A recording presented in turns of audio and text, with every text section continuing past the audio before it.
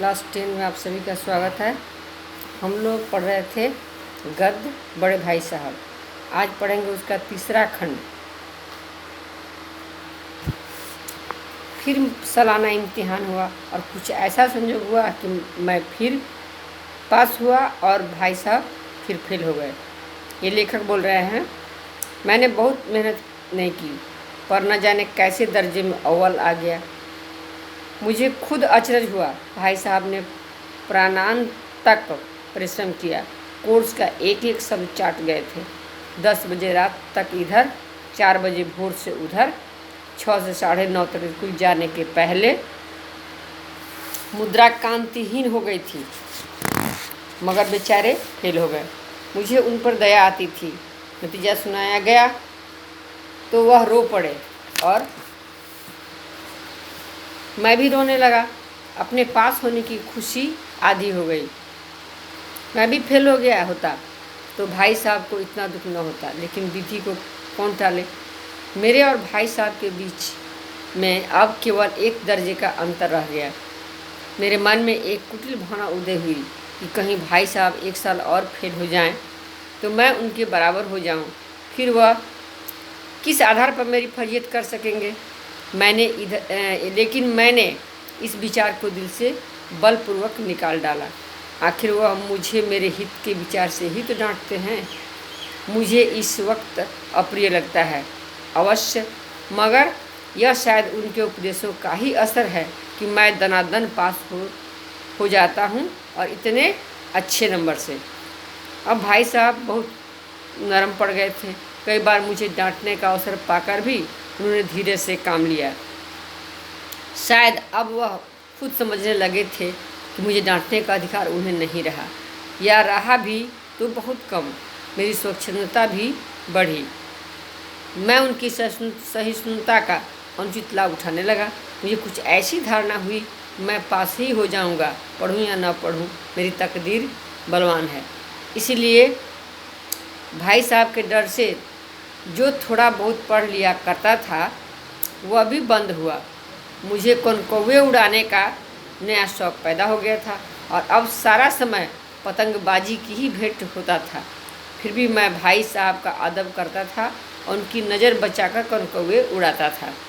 माझा देना, कन्ने बांधना, पतंग टूर्नामेंट की तैयारियां आदि समस्याएं सब गुप्त रूप से हल की जाती थी। मैं भाई साहब को यह संदेह न करने देता था कि उनका सम्मान और लिहाज मेरी नज़रों में कम हो गया है।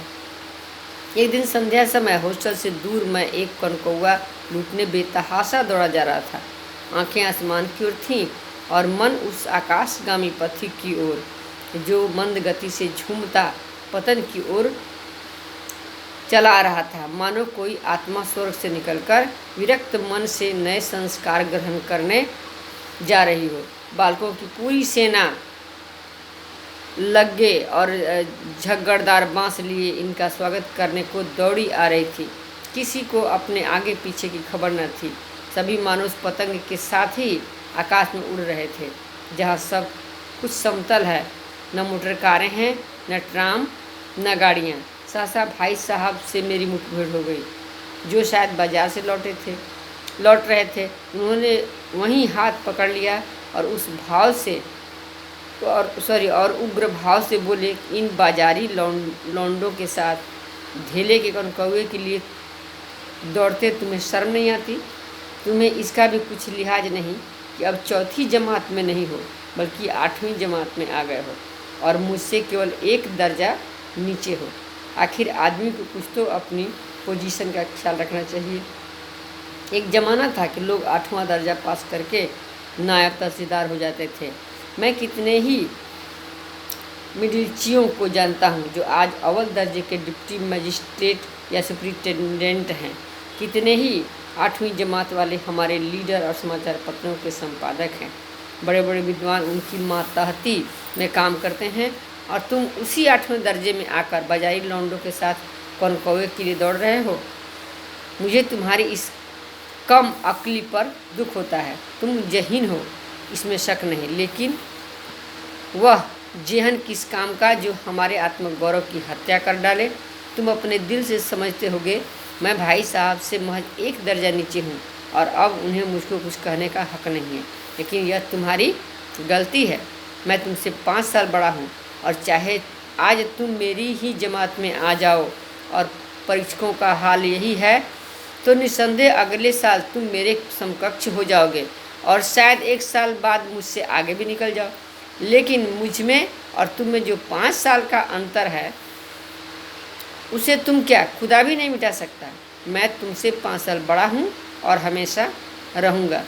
मुझे दुनिया का और जो ज़िंदगी का जो तजुर्बा है तुम उसकी बराबरी नहीं कर सकते, चाहे तुम MA और DPhil और D.Litt ही क्यों ना हो जाओ।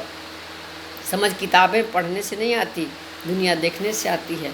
हमारी अम्मा ने कोई दर्जा पास नहीं किया और दादा भी शायद 5वीं जमात से आगे नहीं गए, लेकिन हम दोनों चाहे सारी दुनिया की विद्या पढ़ लें, अम्मा और दादा को हमें समझाने और सुधारने का अधिकार हमेशा रहेगा।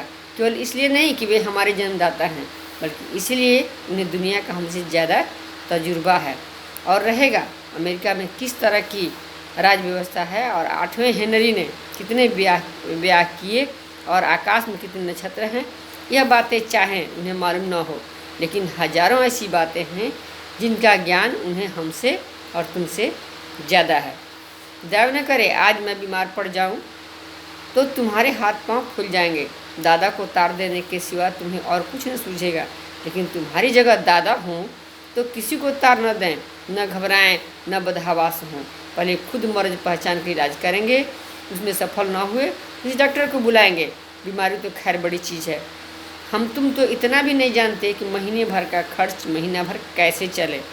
जो कुछ दादा भेजते हैं उसे हम 20-22 तक खर्च कर डालते हैं और फिर पैसे को मोहताज हो जाते हैं। नाश्ता बंद हो जाता है, धोबी और नाई से मुँह चुराने लगते हैं। लेकिन जितना आज हम और तुम खर्च कर रहे हैं उसके आधे में दादा ने अपनी उम्र का बड़ा भाग इज्जत और नेक नामी के साथ निभाया है और कुटुंब का पालन किया है, जिसमें सब मिलकर 9 आदमी थे। अपने हेडमास्टर साहब ही को देखो, MA हैं कि नहीं, और यहाँ के MA नहीं, ऑक्सफोर्ड के 1000 रुपये पाते हैं, लेकिन उनके घर का इंतजाम कौन करता है? उनकी बूढ़ी माँ। हेडमास्टर साहब की डिग्री यहाँ बेकार हो गई। पहले खुद घर का इंतजाम करते थे, खर्च पूरा ना पड़ता था, कर्जदार रहते थे। जब से उनकी अम्मा जी ने प्रबंध अपने हाथ में ले लिया है, ऐसे घर में लक्ष्मी आ गई है। तो भाईजान यह गरुड़ दिल से निकाल डालो कि तुम मेरे समीप आ गए हो और अब स्वतंत्र हो। मेरे देखते तुम बेपरवाह न चले जाओगे, मगर अगर तुम यूँ न मानोगे तो मैं इसका प्रयोग भी कर सकता हूँ। मैं जानता हूँ तुम्हें मेरी बातें जहर लग रही हैं। उन्होंने थप्पड़ दिखाकर कहा था कि न मानोगे तो मैं इसका प्रयोग भी कर सकता हूँ, यानी थप्पड़ का। मैं उनकी इस नई युक्ति से नतमस्तक हो गया। मुझे आज सचमुच अपनी लघुता का अनुभव हुआ और भाई साहब के प्रति मेरे मन में श्रद्धा उत्पन्न हुई। मैंने सजल आँखों से कहा, हरगिज नहीं, आप जो कुछ फरमा रहे हैं वह बिल्कुल सच है और आपको उसके कहने का अधिकार है। धन्यवाद। आप भी पढ़ लीजिएगा। जैसे पूरा हो गया, एक प्रश्न उत्तर जो है कुछ समझाना है वो दूसरे दिन होगा, आप पढ़ लीजिएगा।